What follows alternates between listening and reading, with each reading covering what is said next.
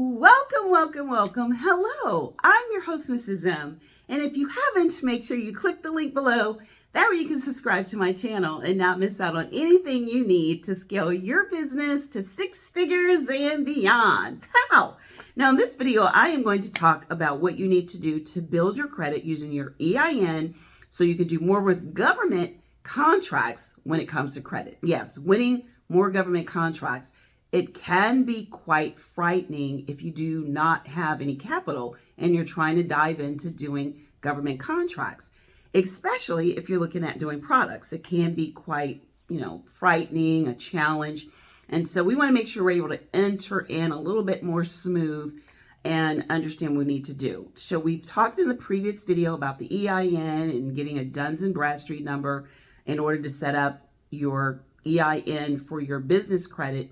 And D&B, Duns and Bradstreet, is what you definitely need because they do reporting. They're the largest reporting agency out there, along with Experian and Equifax. Now, this is business credit, not our regular. The next step we're going to do is understand the vendors that we want to use because our goal is to get up to like $150K in business line of credit.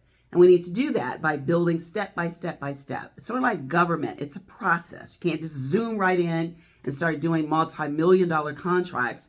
9 times out of 10, you've got to build that past performance, and that's the same thing you have to do with business credit if you're looking at not using your own Social Security number, and that's what we're looking at.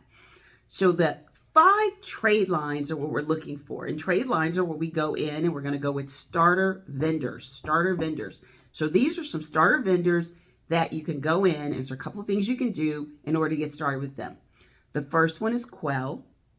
Then we're looking at Granger. Then we're going to look at the Gumber. And we're looking at, what's the other one? Reliable Supplies, McMaster-Carr, and we are going to look at Laughlin. Now there will be a link that you can click on inside of the description that'll take you to the ones that I'm mentioning. But all of those are vendor starters. So they're like vendor starting places. And what happens is you want to start out with, let's say we start out with Quell. Quell is a pretty popular one, kind of like low-hanging fruit when it comes to people knowing about Quell. It's been around for a while, and they usually do like supplies and things like that. So what does it look like? You go in, and what you're looking to do is only have to fill out your EIN number. Now, they are starter vendor credit. So they're either going to ask for a prepayment where you pay and then they invoice you, and you pay and they invoice you. Normally after 2 cycles, that means 2 cycles of 30 days. Net 30, you wait another cycle, net 30.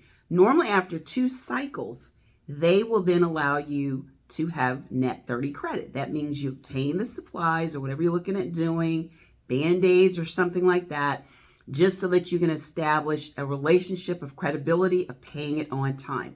And you're going to make sure you do that. Pay it before time. And then you're normally going to, on the 3rd cycle, which is 90 days, be able to get the credit.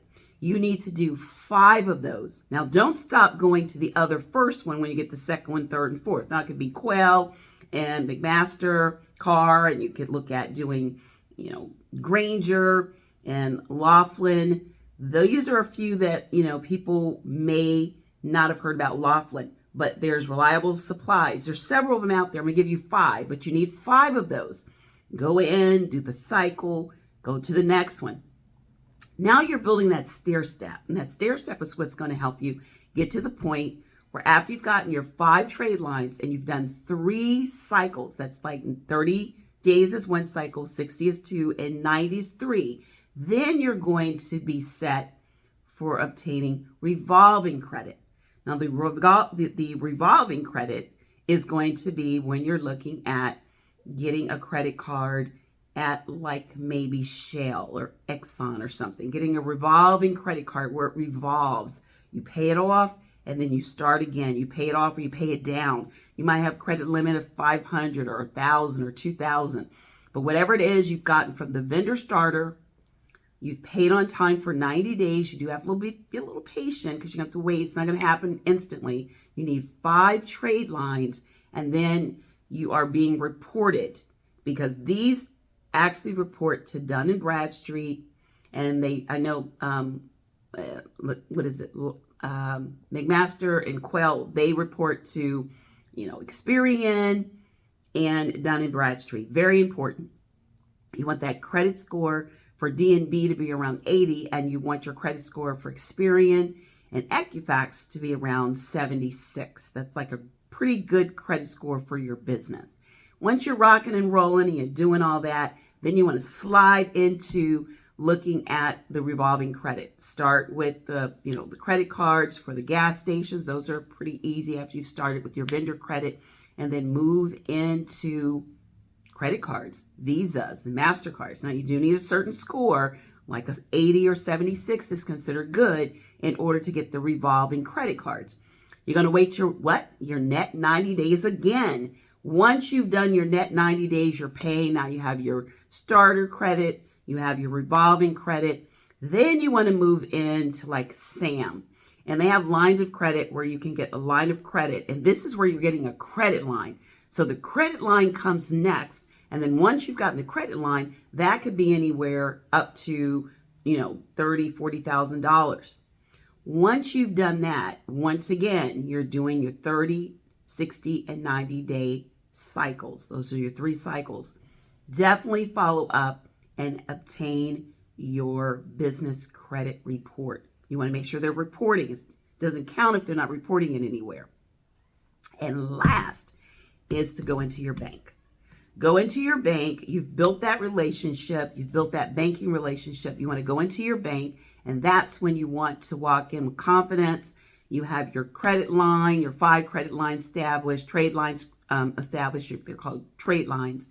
You've gotten your revolving credit. You've paid that. Your trade lines. You've gotten your SAMs. You've gotten, line of credit from them, and you are good. Now, yes, there is a banking rate, and they usually look to see how much money you have in your account. Pretty good if you have at least, we love if you had 10,000, but you're pretty good if you have a couple of thousand, if you also still have the other things in place, which are the starter vendor credit. You have your revolving credit. You've gotten a line of credit, and now you're walking in boldly asking for upwards of $150,000 bold in your bank. You're just walking in, you feel confident, because why? You can do this. Now, this really helps when you're looking at obtaining government contracts and especially products. It definitely gives you the confidence that you need, that you can order things. You're not stressed about being able to have to pay before you receive your money, especially if you might be doing dibs or something like that. Or if you're looking to build a team for government and you want to win these federal government contracts, or even if they're state and local, pooled contracts, it doesn't matter. Having a source of capital, having a line of credit in your business gives you that ease that we're looking at. Now, if you'd like to learn more and want to understand all about your DSBS and everything else with winning a 6-figure federal government contract, then guess what you can do?